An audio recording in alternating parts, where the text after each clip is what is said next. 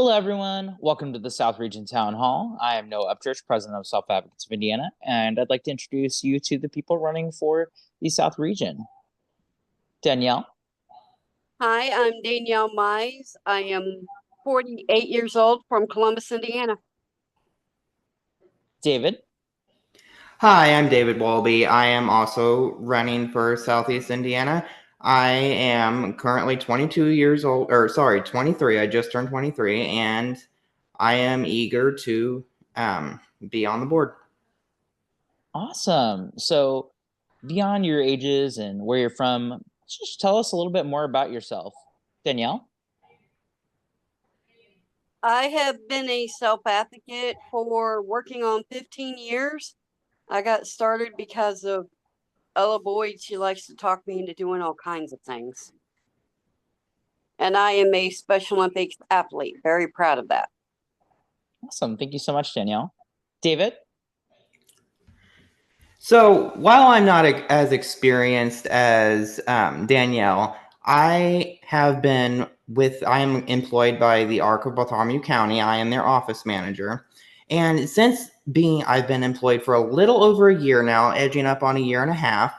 And since I've started doing this work, I've really fallen in love with the ARC's mission and just getting involved more with the self-advocates. As a person with IDD myself, I would really like the ability to just be able to increase the amount of stories we can tell and the good we can do in our communities. Awesome. Thank you both.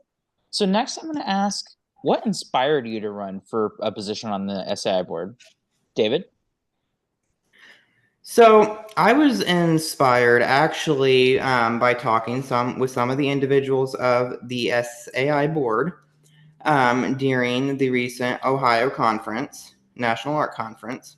And I'd been thinking about getting more involved with Self-Advocates of Indiana in regard, but they really encouraged me to branch out and try new things. And I really think it would be a good step just both for me in order to become a better self-advocate and also to help advocate for others and really try to just get in the community and with the state and the things that we do to help more people.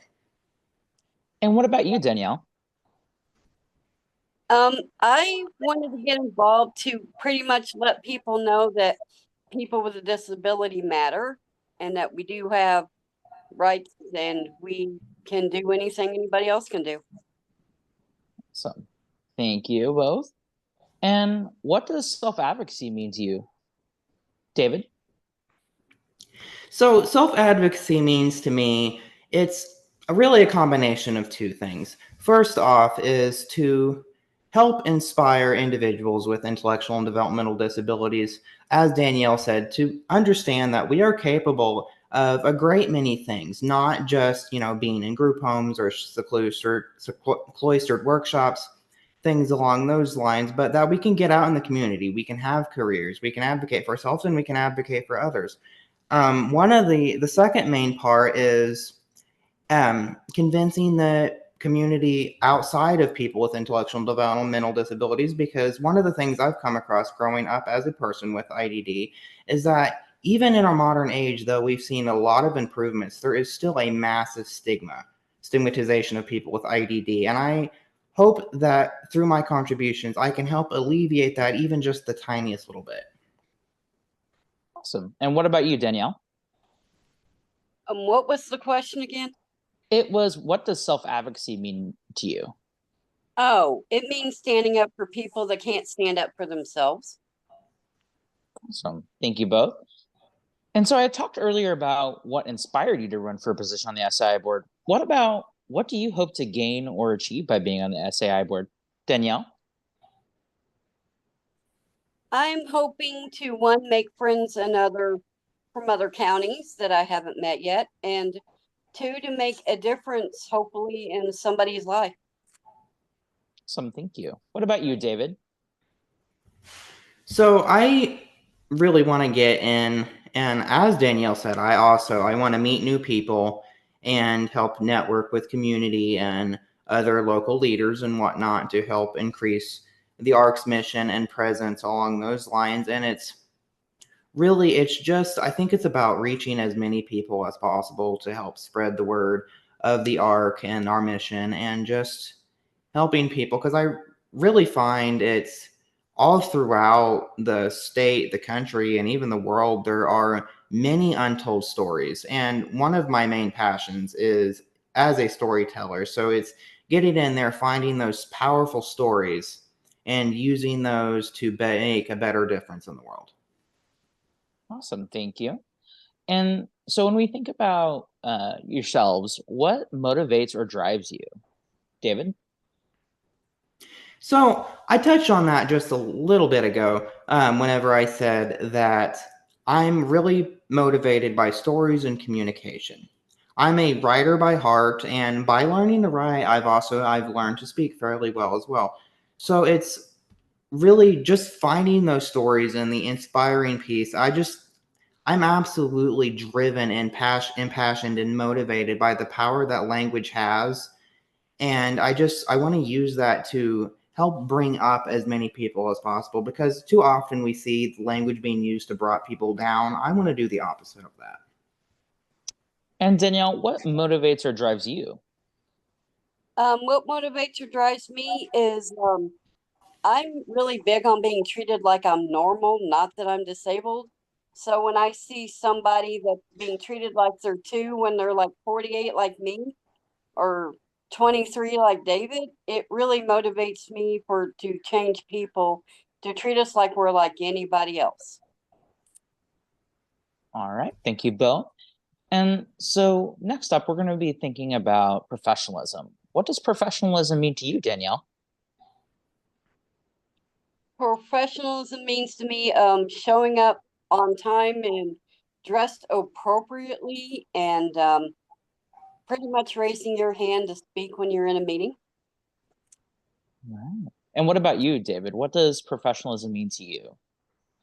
So professionalism means to me is somewhat similar to what Danielle said. I also agree that being punctual is extremely important. You know, we want to be on time, we don't want to be late. We also want to present our best face forward, especially when we're representing an organization like the Self-Advocates of Indiana or the ARC. We want to make sure that we're representing that organization as best as possible, and we also want to present our best foot forward, even if we're not necessarily dressed up. Even if we're just in a t-shirt and jeans, we can always behave civilly and with the best way possible. That way we can make new connections, not cause problems with interacting with others. And you never know, a great opportunity can be just one conversation away. All right. Thank you both. And lastly, for the last question, we're looking at issues facing the disability community. What issues facing the disability community are most important to you, Danielle? Transportation is vitally important to me. So is the DSP crisis. As you all know, I rely a lot on my staffing to get to where I need to go. So if there's a major DSP crisis, I can't go anywhere because I can't drive. And what about you, David? What issues facing the disability community are most important to you? You know, that's a really good, but also a really difficult question, because we have so much work ahead of us, and it's moving forward and doing as many of those things as possible. But if I had to pick, two to three main ones, I would say probably my number one is just advocacy and reducing the stigmatization for people with disabilities, because I really feel like that's the cornerstone of a lot of the problems. Second off, fair employment. I'm finding I graduated college in December of last year, and thankfully I was able to find a position with the ARC that started my whole journey into self-advocacy. But for people in general, but people with IDD, it's really hard to find employment. Um, it's I don't remember the exact statistic, but it's a statistic of people with autism that are unemployed. I think it's over 50%, which is astounding in my opinion, because I've met so many people with autism that are fully capable of doing any number of things, but we just need that little bit more support. So that's probably the second one. And then I'd say The third one is either going to be chalked up between the DSP provider crisis and, as Danielle said, transportation, because those two seem like they're really closely linked to me. So those would have to be probably my core issues. All right. Thank you both. And this wraps up our 2024 South Region Town Hall. Thank you both for participating, and thank you all.